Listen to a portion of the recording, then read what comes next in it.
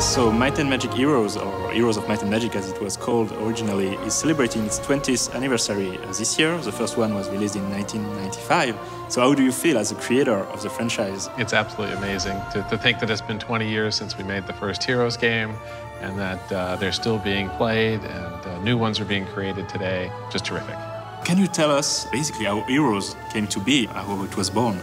I was a big fan of strategy games as well as role-playing games. I really wanted a strategy game that you could start, play through, and finish and win, and then start over and try different strategies and tactics and different difficulty settings, a little bit of RPG. It was fun to just pull all that together in a fantasy theme. In your opinion, what is a magic recipe that made Heroes so appealing and even addictive to players during these 2 decades? I think the passion of the development team working on the game was a big part of the magic that came out of it. We all loved working on it and we loved playing it, and I think that really came through in the quality of the end result on the product.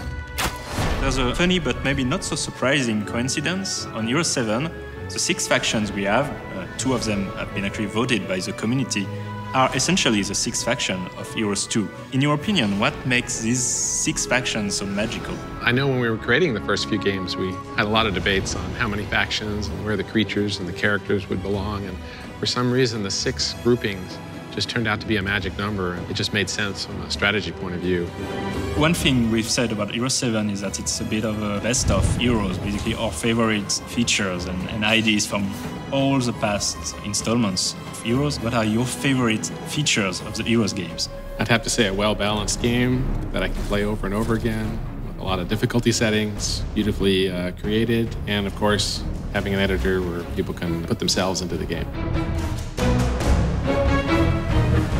Looking back all these years, you've really been witness of the evolution of the video game industry. What's your opinion on video games nowadays? It's really been pretty cool to watch the evolution of games over this long period, and to see something like Heroes and Might and Magic continue to be played this long. I really can't tell you how great that feels. So right now we are in the last sprint before releasing Might and Magic Heroes 7. Did you have the chance to see what game was shaping up to be? I'm obviously very excited to see it come out, and like with the previous Ubisoft games, I've been waiting to actually play the final game, is the way I like to do it. So can't wait to play it. I'm very excited. Is there anything you'd like to add, a message for the fans? Of course, thank you to the fans for all their support, and they keep playing the games. That's just wonderful. Thank you.